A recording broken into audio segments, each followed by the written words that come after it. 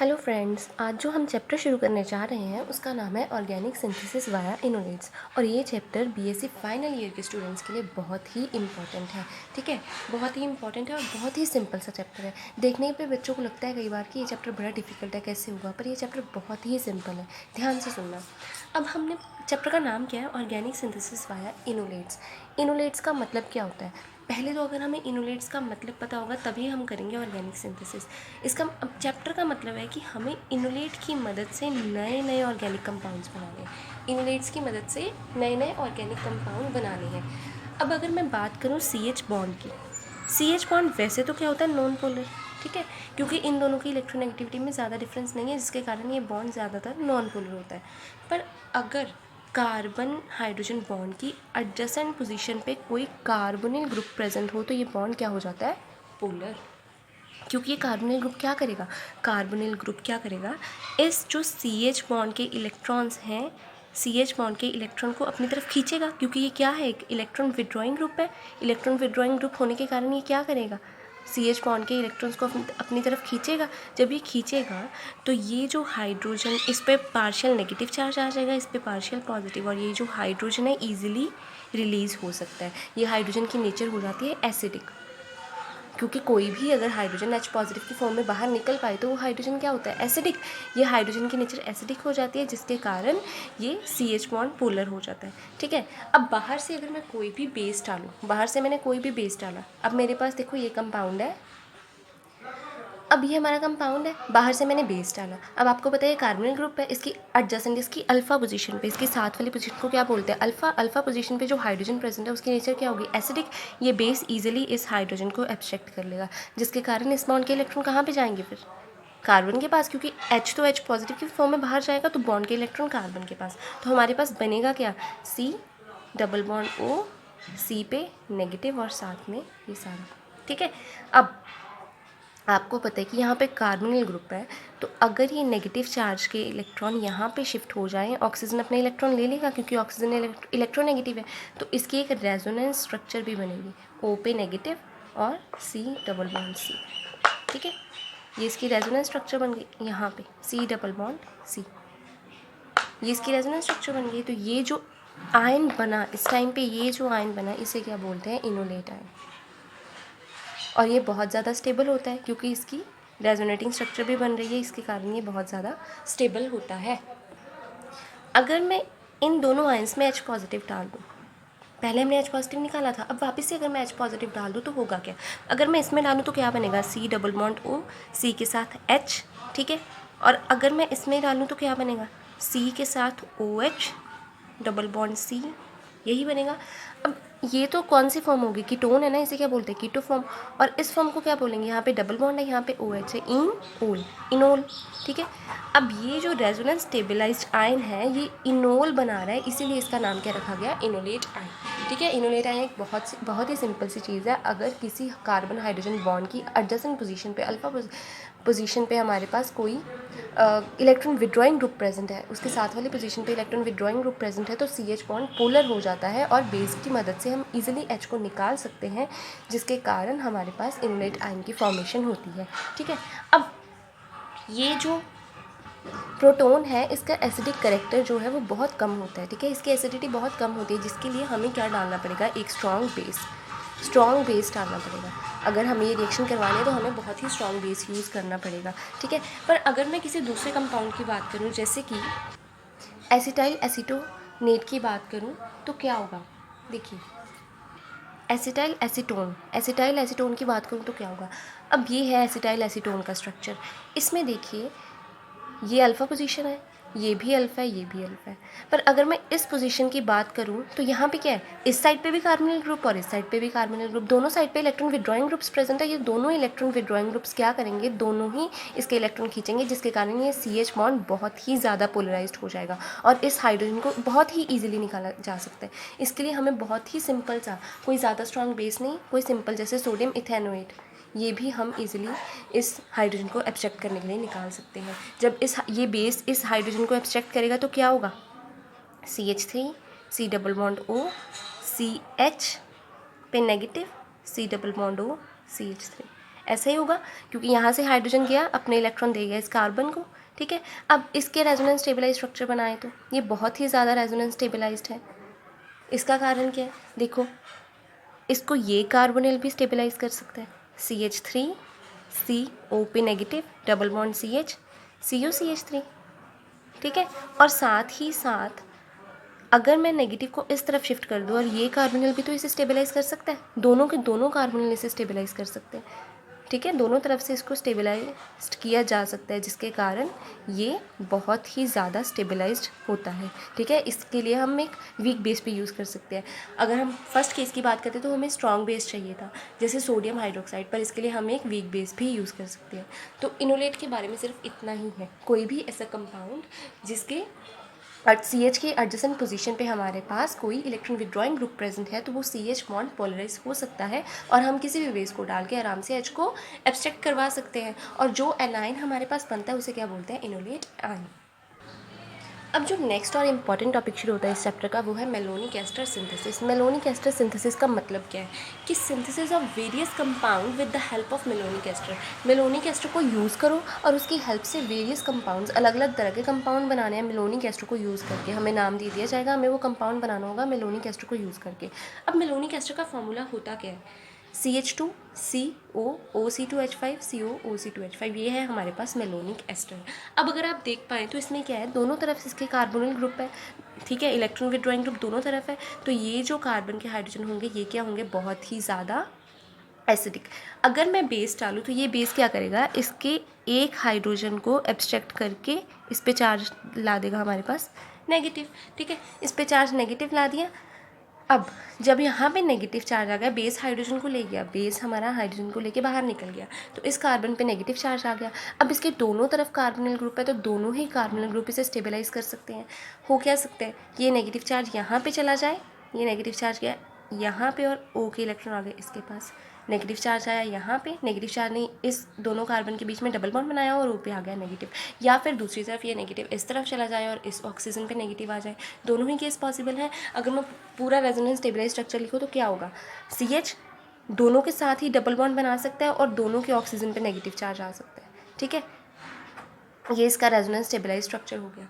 अब ये बहुत ज़्यादा रेजोनेंस स्टेबलाइज्ड है, इससे हमारा इजीली इनोलेट आयन बन सकता है। इसके जिस इनोलेट आयन के फॉर्मेशन के कारण ही हम इससे बहुत सारे कंपाउंड बना सकते हैं। अब जो नेक्स्ट टॉपिक है हमारा वो है अल्काइलेशन ऑफ मेलोनिक एस्टर। जो मेलोनिक एस्टर है उसकी हमें करनी है अल्काइलेशन। इसके दो ही स्टेप्स हैं।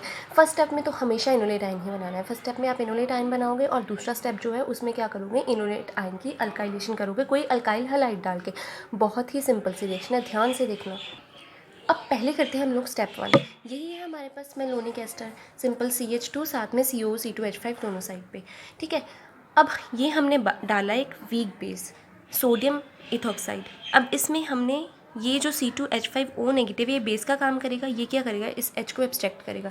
जब ये इस H को एब्स्ट्रैक्ट करेगा तो कार्बन पे आएगा नेगेटिव चार्ज, साथ में क्या आ जाएगा COO C2H5 twice plus C2H5OH, क्योंकि ये H को लेके गया और साथ में यहाँ पे सोडियम इसे स्टेबलाइज करेगा, ठीक है। अब ये हमारे पास बन गया इनोलेट आयन। इसकी करनी है हमें अल्काइलेशन। स्टेप 2 बिल्कुल सिंपल है। स्टेप 2 में क्या करो, ये हमारा इनोलेट आयन लो, CH negative COO C2H5 twice, ठीक है। साथ में हमने लिया कोई भी अल्काइल हैलाइड। अल्काइलेशन करनी है, अल्काइलेशन करने के लिए कोई भी अल्काइल हैलाइड ले लो। मैं RX ले लेती हूँ, ठीक है। R यहाँ पे क्या है, अल्काइल ग्रुप। आपको पता है हैलाइड पे चार्ज होता है नेगेटिव। अगर हैलाइड पे नेगेटिव है तो इस R पे क्या होगा, पॉजिटिव चार्ज, ठीक है। ये पॉजिटिव वाला यहाँ पे जाके रिएक्ट करेगा, CH के साथ R आ गया, साथ में COO C2H5 ट्वाइस। ये हमारी हो गई अल्काइलेशन। इनोलेट आयन के साथ हमने एक अल्काइल ग्रुप लगा दिया, इसे क्या बोलते हैं, अल्काइलेशन ऑफ इनोलेट। और साथ में यहाँ पे सोडियम इसे स्टेबलाइज कर रहा था, NaX बाहर निकल जाएगा, ठीक है। अब ये जो हमारे पास बना ये तो क्या है, मोनो सब्सटीट्यूटेड मेलोनिक एस्टर। ये हमारे पास मोनो सब्सटीट्यूटेड मेलोनिक एस्टर बना था। अगर मुझे डाई सब्सटीट्यूटेड बनाना है, डाई सब्सटीट्यूटेड के लिए ईजिली क्या करोगे, आपको पता है इसके पास एक और हाइड्रोजन प्रेजेंट है। पहले हमने एक निकाला था, अब दूसरा निकाल दो। ये हमारे पास मोनो सब्सटीट्यूटेड है, RCH COO C2H5 ट्वाइस। अगर फिर से इसमें बेस डाल दिया जाए फिर से इसमें हमने बेस डाल दिया। अब बेस क्या करेगा, फिर से इस अल्फ़ा हाइड्रोजन को एब्स्ट्रैक्ट करेगा।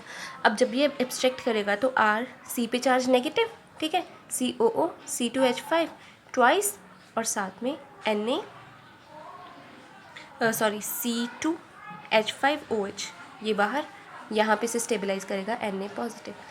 अब यहाँ पे फिर से नेगेटिव आ गया। अगर इसमें मैं दोबारा से कोई नया अल्काइल हैलाइड डाल दूँ, दोबारा से मैंने अल्काइल हैलाइड डाल दिया, यहाँ पे पॉजिटिव यहाँ पे नेगेटिव, तो R किस पे जाके अटैक करेगा, इस नेगेटिव वाले कार्बन पे, पॉजिटिव नेगेटिव वाले कार्बन पे अटैक करेगा। तो क्या बनेगा, R dash C COO C2H5 twice plus NaX। ये हमारे पास डाई सब्स्टिट्यूटेड मेलोनिक एस्टर बन गया। अब जो नेक्स्ट है वो बहुत ही इंपॉर्टेंट है और पेपर में ज़्यादातर पूछा जाता है, formation of carboxylic acid from malonic ester. अगर हमें मेलोनिक एस्टर से कार्बोक्सिलिक एसिड बनाना हो तो क्या करना पड़ेगा, बहुत ही सिंपल सा है। आप लोग सिर्फ ये 5 स्टेप याद रखो। अगर आपको ये 5 के 5 स्टेप याद हो गए ना तो ईजिली आप बना सकते हो कुछ भी, कोई भी कार्बोक्सिलिक एसिड। सबसे पहले हमारे पास क्या है, फर्स्ट स्टेप में हमें इनोलेट बनाना है, जैसे अल्काइलेशन के टाइम पर बनाया था, और सेकेंड स्टेप पर अल्काइलेशन करनी है। दोनों स्टेप तो 2 स्टेप वो बिल्कुल सेम है जो पीछे की है, पहले इनोलेट बनाओ और फिर उसकी अल्काइलेशन कर दो, फिर उसके बाद सोडियम हाइड्रोक्साइड डालो, HCl डालो और लास्ट में करो डीकार्बोक्सिलेशन। अब मैं आपको ये पांचों के पांचों स्टेप डिटेल में बताती हूँ, ध्यान से सुनना, बहुत ही सिंपल है। पहले दोनों स्टेप्स तो वही हैं। पहले हमने क्या लिया, मेलोनिक एस्टर ले लिया, उसमें डाला बेस। बेस डालने पे क्या होगा, ये हाइड्रोजन लेके जाएगा CH पे नेगेटिव और साथ में C2H5, ये हमारा बन गया इनोलेट। ये इनोलेट आयन बन गया। अब इनोलेट आयन बनने के बाद हमने क्या डाला, अल्काइल हैलाइड। अल्काइल हैलाइड डालने पे क्या होगी, इसकी अल्काइलेशन।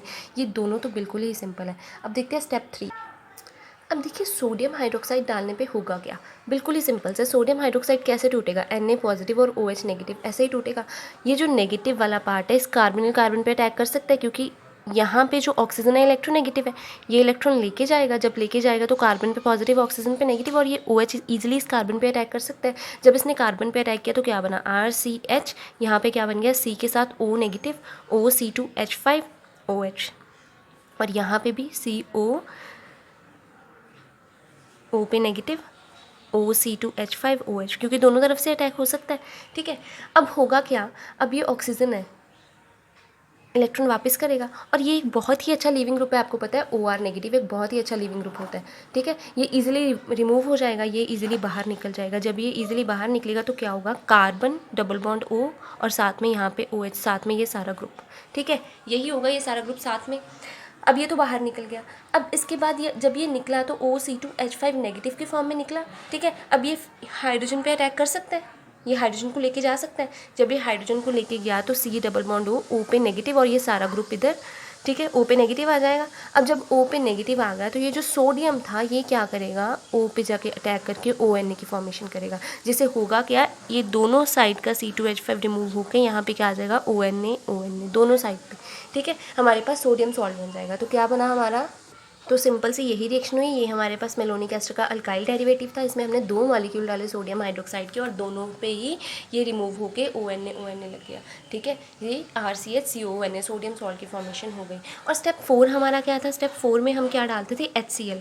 अगर मैं इस मॉलिक्यूल में RCHCOONA ट्वाइस, इसमें अगर मैं डाल दूँ HCl डालने पे होगा क्या, आपको पता है, Na की जगह ये पॉजिटिव नेगेटिव, ऐसे ये नेगेटिव पॉजिटिव, ये जो पॉजिटिव वाला पार्ट है नेगेटिव के पास चला जाएगा, और यहाँ से ये इसके पास चला जाए, ये जो इस पे अटैक करेगा, Cl इस पे अटैक करेगा, और ऑक्सीजन अटैक करेगा इस हाइड्रोजन पे। हमेशा याद रखना जो एरोज बनाने ना ऐसे बनाने कि नेगेटिव वाला पॉजिटिव पे अटैक करे, ठीक है। RCHCOOH ट्वाइस, और साथ में हमारे पास 2 मॉलिक्यूल निकल आएंगे NaCl के, यही होगा। ये हम 2 मॉलिक्यूल डालेंगे और 2 मॉलिक्यूल NaCl के निकल आएंगे। अब ये हमारे पास जो बना, ये क्या बन गया, हमारे पास dicarboxylic acid. Dicarboxylic acid बन गया। हमें तो चाहिए मोनोकार्बोक्सिलिक एसिड। तो स्टेप 5 में सिंपल करो आप लोग, हीट। स्टेप 5 में हम लोग सिंपल करेंगे हीट। हीट करने पर क्या होगा, ये हमारे पास था RCHCOOH ट्वाइस, इसको हमने किया हीट। अगर मैं खोल के लिखूँ तो कैसे बनेगा, ये कार्बन RH, यहाँ पे COH और यहाँ पे COH। हीट करने पे होगी डीकार्बोक्सिलेशन।